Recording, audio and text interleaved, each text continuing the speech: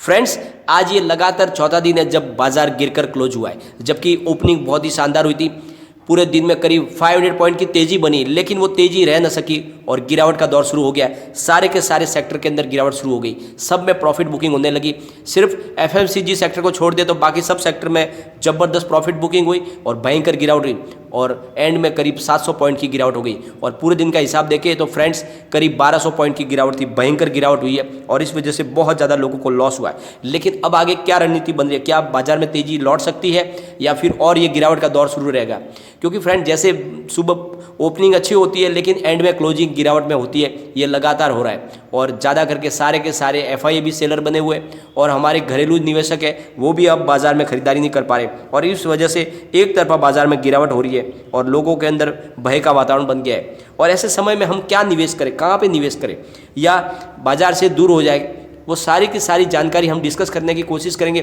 Friends, Morgan Stanley की तरफ से भी कुछ रिकमेंड की गई है, उसको भी हम जानेंगे इस वीडियो के माध्यम से। लेकिन फ्रेंड उससे पहले अगर आप पहली बार हमारे चैनल पे आए तो चैनल को सब्सक्राइब कर दीजिए, एक बेल आइकॉन दबा दीजिए ताकि जब भी नया वीडियो बने पहला नोटिफिकेशन आपको मिले। वीडियो पसंद आए तो लाइक शेयर जरूर कीजिए। चलो फ्रेंड्स, वीडियो स्टार्ट करते हैं। मैं हूँ आपका दोस्त एसबी दवे और हमारे अपने चैनल ऑनलाइन कमाई में आपका बहुत बहुत स्वागत है। फ्रेंड्स, आज वीकली एक्सपायरी के दिन बाजार में गिरावट हुई। निफ्टी करीब 160 अंक तो सेंसेक्स करीब 585 अंक गिरकर अपने 3 हफ्ते के निचले स्तर पर बंद हुए हैं। और साथ ही निफ्टी बैंक में करीब 372 अंकों की गिरावट दर्ज हुई है फ्रेंड्स। और आज के सत्र में आईटी, फार्मा, तेल, गैस और बैंकिंग सारे शेयरों में इस सेक्टर में गिरावट दर्ज हुई है। रियल्टी, मेटल और ऑटो शेयरों में भी जबरदस्त दबाव देखने को मिला। बाजार आज लगातार ये 5वां दिन है जब गिरकर बंद हुआ है। सेंसेक्स और निफ्टी करीब अपने 3 हफ्ते के निचले लेवल क्लोज हुए फ्रेंड। और एफएमसीजी सेक्टर को छोड़ के बीएससी के सभी सेक्टर इंडेक्स में गिरावट रही। आईटी, फार्मा, तेल, गैस सारे सेक्टर जबरदस्त गिरावट में आए। बैंकिंग सेक्टर में भी जबरदस्त गिरावट हुई। रियल्टी, मेटल शेयरों में भी दबाव था। और वीकली एक्सपायरी के दिन आज बेयर्स पर बाजार पर भारी पड़ गए और बॉन्ड यील्ड की रेट बढ़ने से कारोबारी घंटे में जबरदस्त तेजी से फिसला। बॉन्ड यील्ड की रेट बढ़ने से आखिरी कारोबारी घंटे में बाजार तेजी से फिसला। निफ्टी नीचे आ गई और इन्फोसिस, रिलायंस और आईसीआईसीआई बैंक जैसे दिग्गजों में जबरदस्त दबाव बनाया फ्रेंड।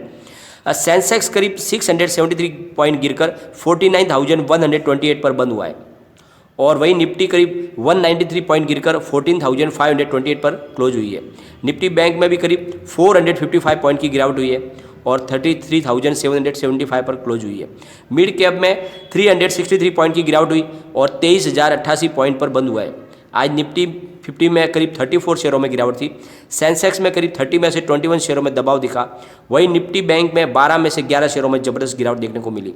दिन के अधिकांश हिस्से में हरे निशान में कारोबार करने के बाद आखिरी में सारे के सारे सेक्टर में कमजोरी हावी हो गई और जिसके चलते सेंसेक्स में 839 अंक तक फिसल गया था, जबकि निफ्टी 14,478 तक नीचे चला गई थी और अंत में मुनाफा वसूल से बाजार नीचे चला गया। और इसके पीछे जो वजह है बाजार में गिरावट की, जो मेन वजह है फ्रेंड, वो है यूएस बॉन्ड यील्ड, जहां पे जोरदार बढ़त के साथ इक्विटी मार्केट में बिकवाली का दबाव बढ़ा दिया, उसकी प्राइस बढ़ गई है। यूएस 10 ईयर बॉन्ड यील्ड में 5% की बढ़ोतरी के साथ करीब 1.7 के स्तर पर चला गया है। और एक्सिस सिक्योरिटी के नीरज चढ़वार का कहना है कि बॉन्ड यील्ड की आई बढ़त की वजह से ही भारत के अर्निंग यील्ड और यूएस बॉन्ड यील्ड के बीच का अंतर बहुत कम हो गया है। इसके चलते एफआईआई फ्लो पर असर पड़ा है और वर्तमान में बढ़ती यूएस बॉन्ड यील्ड की और कच्चे तेलों में दाम में आया उछाल बाजार के लिए शॉर्ट टर्म में सबसे बड़ी चिंता का विषय है। उन्होंने आगे कहा है कि यील्ड में और भी बढ़ोतरी की भारतीय बाजार के लिए शॉर्ट टर्म में बड़ी चुनौती बना रहेगा, लेकिन भारतीय बाजारों का मूलभूत ढांचा बहुत मजबूत बना हुआ है। हमें इस बात पर नज़र रखनी होगी कि बढ़ती यील्ड की जो प्राइस है वो डॉलर की क्या दिशा तय करती है और क्रूड की बढ़ती कीमतों पर महंगाई का कितना असर पड़ता है। KR चौकसी के देवेन चौकसी ने CNBC TV 18 के से बात करते हुए कहा है कि अधिकांश फंड हाउस मजबूत डॉलर और बढ़ती यील्ड की पर नज़र लगाए हुए हैं और इसको ध्यान में रखते हुए फंड हाउस बाजार से पैसे निकाल रहे हैं और अभी पैसे लगाने से बच रहे हैं। इसकी वजह से बाजार में बिकवाली का दबाव मिल रहा है। और साथ में सेकेंड जो रीज़न है फ्रेंड, देश में कोविड के मामले भी लगातार बढ़ रहे हैं और इकोनॉमी से जुड़ी चिंता को बढ़ा दिया है। भारत में गुरुवार को कोविड के करीब 35,871 नए मामले मिले, जो पिछले 100 दिन में सबसे ज़्यादा मामले आ गए और इसी वजह से डर का माहौल बनता जा रहा है। आज के कारोबार में निफ्टी अपने 50 DMA और 50 EMA के नीचे फिसल गया और आज ये गिरावट का लगातार 5वां दिन है जिसने निफ्टी को लगातार 14,800 के नीचे धकेल दिया है। चार्ट व्यू इंडिया के मजर मोहम्मद ने वो कहा है कि निफ्टी के लिए 14,700 के नीचे का मजबूत सपोर्ट है, 14,769, फिर 14,336 जो बुलिश जोन के गैप के बीच में स्थित नजर आ रहा है। निफ्टी में 14,700 के ऊपरी कोई भी बढ़त हमें इसमें 14,950 का बाउंस बैक दिखा सकती है। आज अधिकांश दिग्गज शेयरों में जबरदस्त बिकवाली हुई है, जिसके चलते बैंक निफ्टी 455 गिरकर 33,755 पर बंद हुआ है। बता दें कि निफ्टी में बैंकिंग स्टॉक का सबसे ज़्यादा वेटेज है और आज के कारोबार में निफ्टी बैंक और प्राइवेट बैंक इंडेक्स करीब 1% से ज़्यादा गिरावट देखने को मिली, जबकि निफ्टी PSU बैंक में 2% से ज़्यादा गिरावट देखने को मिली। ICICI bank, Kotak Mahindra bank, axis bank और SBI टॉप लूजर थे आज। तो सारे के सारे सेक्टर में गिरावट थी लगातार और इसी का नतीजा है कि बाजार में भयंकर गिरावट बनी। तो फ्रेंड्स, ऐसे समय में जब लगातार गिरावट हो रही है तो कौन से शेयरों में निवेश करना चाहिए, उसके ऊपर ब्रोकरेज हाउस की जरा राय जान लेते।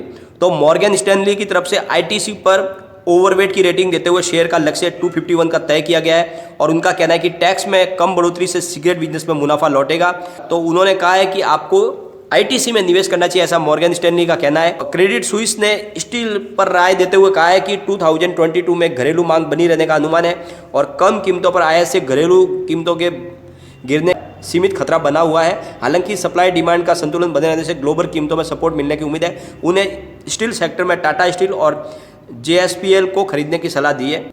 और फ्रेंड्स, GS ने बंधन बैंक पर खरीदारी की रेटिंग देते हुए शेयर का लक्ष्य 484 का तय किया। उनका कहना है कि फंडामेंटल को देखते हुए वैल्यूएशन सस्ते हैं और उनके अनुसार इसके दबाव के बावजूद भी फाइनेंशियल 2022 और 23 में ROA 4-6% रह सकता है। इसके अलावा फाइनेंशियल ईयर 2020 से 23 में ROE 26% रह सकता है। तो इस तरह से ये ग्लोबल ब्रोकरेज हाउस की राय निकल के आ रही है। और फ्रेंड्स, सबसे बड़ी बात, आज स्क्रैप पेज पॉलिसी के बारे में भी अनाउंसमेंट कर दिया गया है। नितिन गडकरी की तरफ से जो लोकसभा में कहा गया है कि स्क्रैप पेज पॉलिसी से हमारे हिंदुस्तान के ऑटो सेक्टर में ज़बरदस्त बूम आने वाला है और एक ग्लोबल हब बन जाएगा हमारा ऑटो सेक्टर और बहुत ज़बरदस्त तेज़ी आने वाली है ऑटो इंडस्ट्रीज़ के अंदर। तो जो उनके अंदर जो फ़ायदा होने वाला आम इंसान को क्या है, स्क्रैप पेज पॉलिसी में 15 ईयर से ऊपर के जो भी कमर्शियल व्हीकल है उनको स्क्रैप करना होगा और जो 20 ईयर से ऊपर के जो PV व्हीकल है उनको भी स्क्रैप करना होगा फ्रेंड्स। और स्क्रैप करने पे उनको क्या बेनिफिट मिलेगा वो भी उन्होंने बताया। स्क्रैप करने पर नए वाहन पर रजिस्ट्रेशन फीस नहीं लगेगी, यानी आप स्क्रैप अपना या वाहन करवाते हो तो उसके बाद जो नया खरीदोगे उसमें आपको रजिस्ट्रेशन फीस देने की जरूरत नहीं पड़ेगी। और सेकंड उनका है कि कमर्शियल व्हीकल पर 15% और PV व्हीकल पर 25% रोड टैक्स में भी राहत मिलेगी। और जो थर्ड इसका फ़ायदा है वो है व्हीकल स्क्रैप कराने पे आपको एक सर्टिफिकेट मिलेगा जो दिखाने पे आप नया जब भी व्हीकल खरीदोगे तो आपको 5% का डिस्काउंट मिलेगा। तो इस तरह से आपको बेनिफिट बहुत सारे मिलेंगे वाहन स्क्रैप कराने से। और ये स्क्रैप पेज पॉलिसी वजह से ऑटो सेक्टर में ज़बरदस्त तेज़ी का माहौल बनेगा। तो ऐसे समय में आपको ऑटो सेक्टर में निवेश करना चाहिए। तो जो भी ऑटो सेक्टर के दमदार स्टॉक है, जैसे आप टाटा मोटर को ले लो या अशोक लेलैंड है या मारुति सुजुकी है, ऐसे बहुत शानदार जो स्टॉक है उनमें आपको निवेश करके रखना चाहिए। आने वाले समय में बहुत ही अच्छी तेज़ी बनेगी इन स्टॉक के अंदर, क्योंकि स्क्रैप पेज पॉलिसी जैसे ही लागू हो जाएगी बहुत सारे वाहन स्क्रैप हो जाएंगे और बहुत ज़बरदस्त डिमांड बनने वाली है। इन सेक्टर के अंदर बहुत ज़्यादा तेज़ी आने वाली है और बहुत ज़्यादा रोजगार बढ़ने वाला है। लेकिन फ्रेंड, कोई भी इन्वेस्टमेंट करने से पहले अपने फाइनेंशियल एडवाइजर से एक बार एडवाइजर ले ले या अपना खुद का रिसर्च करें, क्योंकि मैंने वीडियो आपके एजुकेशनल पर्पज़ के लिए ही बनाया। वीडियो पसंद आए तो लाइक शेयर जरूर कीजिए और चैनल को सब्सक्राइब कर दीजिए। Thank you friend.